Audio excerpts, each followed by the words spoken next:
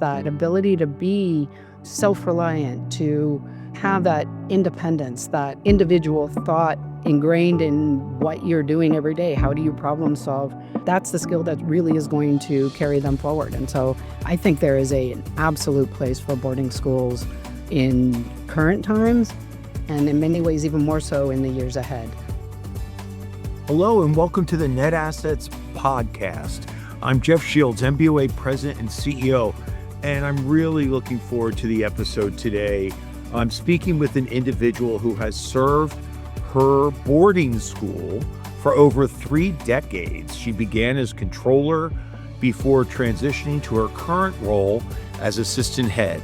She's had prior experience in dining services at independent schools and universities, including her current school, Cate School, Thatcher, and Pepperdine, and she really brings a wealth of expertise to her work. Not only that, she's a really accomplished volunteer and leader. She served on the MBOA board, I'm proud to say, from 2012 to 2018, the Cal's BOA board, 2019 to this year, and she's currently a member of the TABS board, which is the Association for Boarding Schools. I'm so happy to welcome Sandi Pierce to the Net Assets Podcast. Welcome, Sandi. Thank you so much, Jeff. Thank you for the lovely introduction. I'm very excited to be here today. It's really a pleasure to have another boarding school business leader as a guest on the Net Assets Podcast. You know, our summer staff retreat for MBOA was at the St. George's School, and it was really special having the entire MBOA staff together in that boarding school environment. Now, I saw that you're a dorm parent and a student advisor on top of all of your other responsibilities at Cate. I'd love to hear what's a crazy thing that's happened as a dorm parent for you during your tenure. There are many. The dormitory environments for boarding schools, the dorm is an extension of home. So many moments in a boarding environment that you don't get to see in other schools, and the dorm is certainly one of them. And sometimes the most impactful moments or the fun moments are that collective fun when you have dorm lip sync competitions and the whole school is there, or that wonderful spontaneity that exists when you're making quesadillas at late night dorm snack and a dance party, just impromptu dance party breaks out in the middle of that common room. But the flip of that really is those are the sort of the crazy and fun things, but you get that individual moment when you're checking in with kids and you get to talk about what's on their mind, know them as individuals and hear their perspective. And that environment makes meaningful connections. And I chose to be a dorm parent and an advisor because that window into the student experience really helps me better understand the impact of the decisions that we're making on those who are serving every day. That's so interesting. One of the things I remember being on campus earlier this year was when the head of school said, working at a boarding school is really a choice around lifestyle. Yep. And you've certainly embraced that. What do you think it takes to be, and let's shift, obviously you're very immersed in the community, but you chose to be a CFO at a boarding school. What does that take for folks that might be thinking about working at a boarding school maybe in the future for them? What do you think it takes from the individual to be a successful administrator in that environment? Describing it as a lifestyle choice really is a wonderful way to describe it. As you noted, we lived on campus for 34 years. Our children were raised on that campus. My husband actually taught at the boarding school as well. Yeah. Not necessarily a requirement, that's for sure. But really, it takes someone who's interested in the life of the community, not just the financial overarching management of the school. And when that resonates for you, it's a beautiful thing. I will say it affords you the opportunity to live, to learn, to work, and to play with colleagues and students who are just amazing humans. And so you're surrounded by a lot of really rich thinking. And when we're looking at boarding environment or schools in general, that evolution, the complexities in our schools have grown so much over the years. And so you get to problem solve collectively. And again, when it's a good fit, it's a beautiful thing. I'm really struck by the idea that your coworkers are your neighbors in that environment. And I started thinking about that. And I wouldn't mind be neighbors with some of the MBOA staff. I don't know if they'd want to be my neighbor, but I just think that's such a powerful idea. And really, when you think about community, and that's really what I think is the strength of independent schools in general. I haven't been to one that you didn't immediately feel like you were walking into a community, whether it's a day school or a boarding school. You step on that campus and you can really feel that energy. And that must be really palpable for you every day. And plus, you have a great commute to work, right?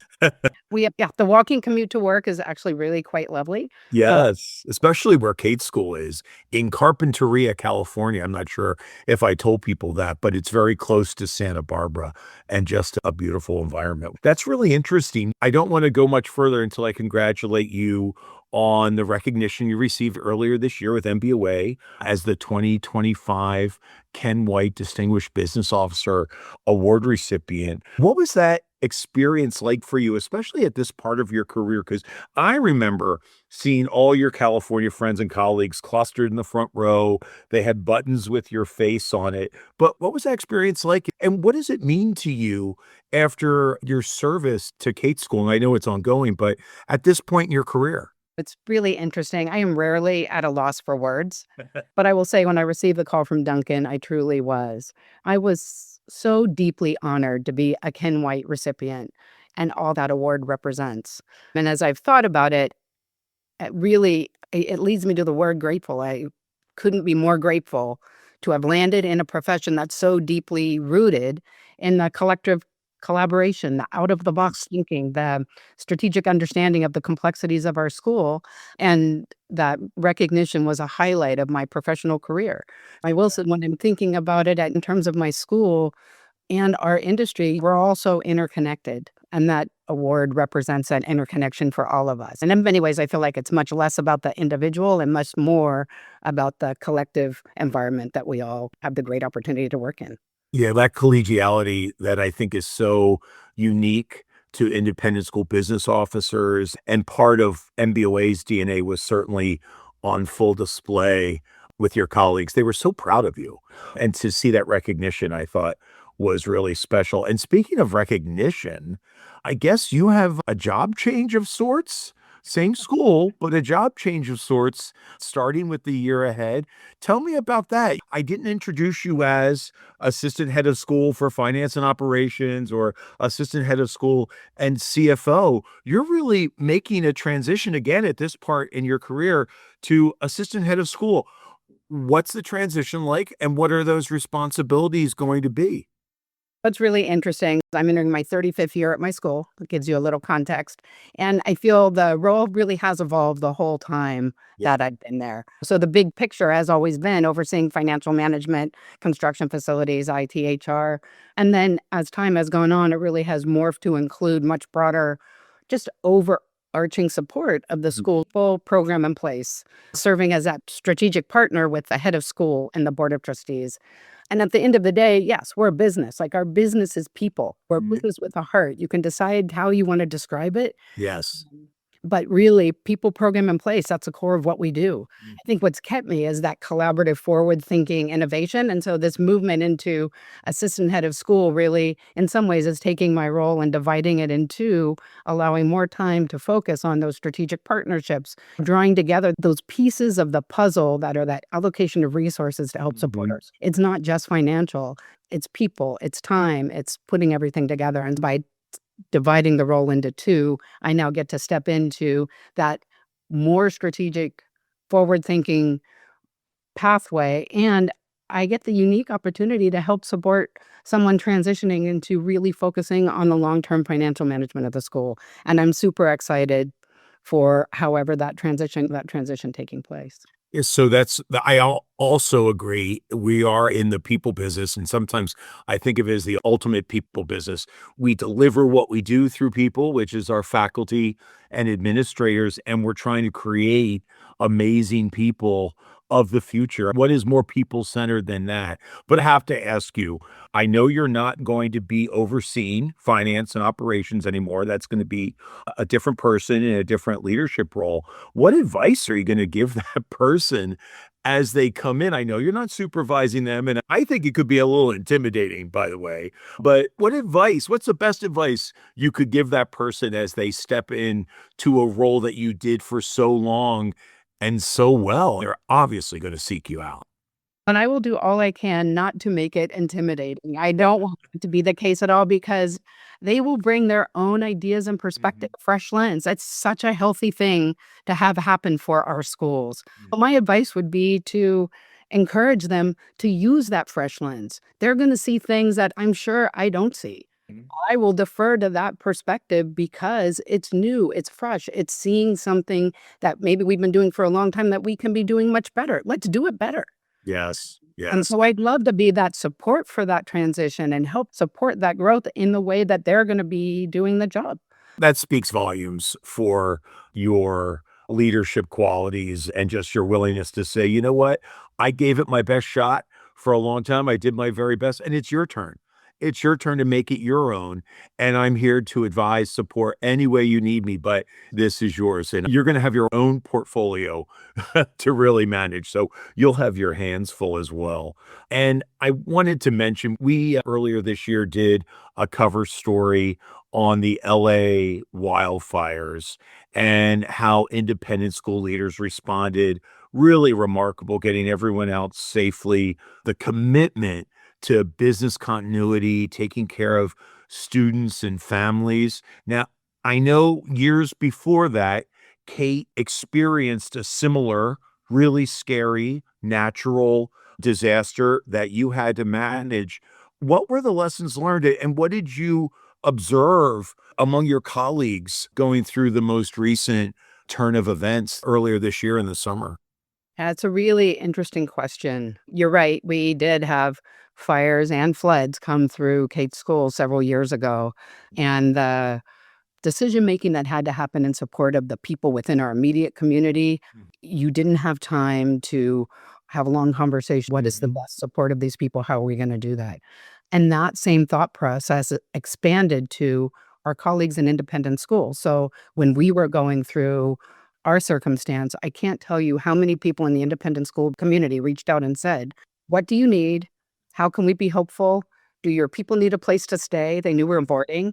And I know when we reached out within our own community, within under 90 minutes, we had a place for every student, faculty, pet, everything. Take care of those dogs and cats. All of them. But I will say the independent school community was a tremendous support for not only our school as a whole, but I will say for people in my role and for our administration. And in this past year, I feel like we saw that again for the LA fires. And in many ways, it was far worse. We were fortunate. We had a lot of ash cleanup, but we didn't lose any buildings. That is not the case for many of our colleagues. And the support from the independent school community for the schools that are really managing the most losses is profound and is ongoing. And certainly the initial outreach of what can we do? Can we help support your students? How can we help you? That ball started rolling very quickly, and it continues today because these schools are in the process of rebuilding. We need all of our schools. We all serve students in our areas. We want to help each other to come back in whatever way is going to work for our own institutions. And so that support is ongoing. And it was even at the annual meeting. Yeah. So it was support outside of California. Yes, for sure. That I appreciate hearing that. And that was my observation as well. It seemed like everyone's collective instinct was, let's take care of our people. Let's take care of the faculty, the staff, the families in surrounding communities that were displaced. Can you actually plan for that? Can you put a plan in place that prepares a school to meet that type of unexpected, really scary challenge? You went through it, you've had lessons learned from that, but can other schools put plans in place that help them prepare to do as well as so many schools seem to have done in that similar circumstance? That's a really good question. Can you prepare for the exact circumstance? No. Yeah. But I will say, thinking about tabletop exercises and what they would mean for your school. So, the way that we as a boarding school had to manage our own scenario would be different from a day school, which would be different from a school that was in the middle of a big city. And so, doing those tabletop exercises to think through, okay, we have to evacuate everybody. Where are we going to go? Who are we going to call? Who are going to be our partners in this? And make sure that those relationships are in place. And then if a building is not usable anymore, thinking through strategically, how can we live without this space? Who do we call to help us move to the next step? Again, it's thinking in advance of who those partners are going to be to help manage the unknown. Because it could be a fire, it could be a flood, it could be anything. For sure. And you really believe, and you're advising that the exercise of really thinking through and go to the unimaginable, right? Go to the areas where, oh, wow, if this really happened, what would we do? And at least have a short list at the ready. But you really think thinking through those things in advance and just saying, what do we have at our disposal? And let's make sure that we draw from that is really beneficial for schools. And do you think enough schools do that? Do you think all schools do that exercise? Because risk management's daunting for a lot of schools. And I don't know that all schools do that, but I do think with the recent natural disasters, more schools are thinking about it. I think the other thing I would say is call your colleagues who have gone through it. Yeah. They will have resources that can help you. They will have things that they may have had to manage that you might not be thinking of. You mentioned just a minute ago supporting community. So that could be our families, not even necessarily our students. And I know for us, and certainly some of our colleague schools in LA, we talk about sometimes the school is that connector for a family that might be going through a similar loss within their home, or helping them find housing by using our greater independent school community in the area.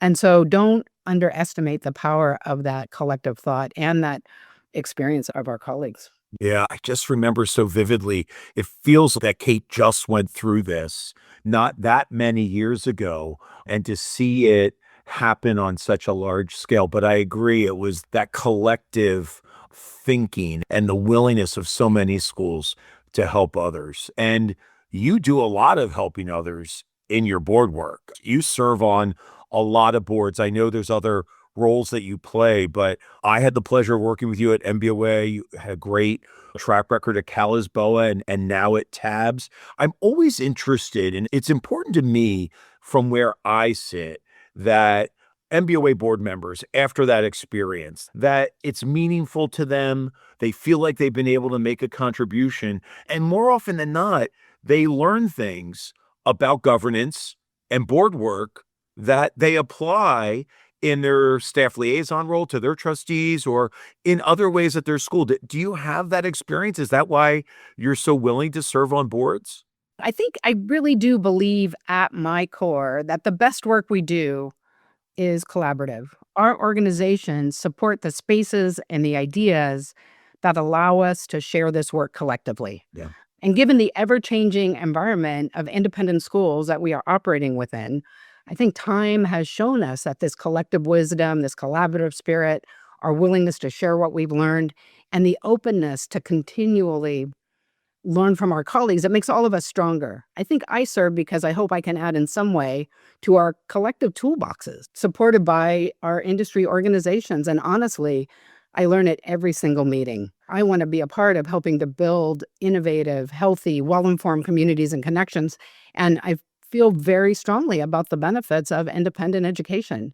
And so the organizations themselves help provide the backbone for our entire community to gather and collaborate on the issues that are most topical at that moment in time, which over 35 years have changed through evolution. And I will also say I learn all the time, and I am able to bring back to my school not only our small school perspective, but also what's going on in the world around us. What's that greater independent school landscape looking like? What legislation should we be looking at trickling down to us over the next couple of years?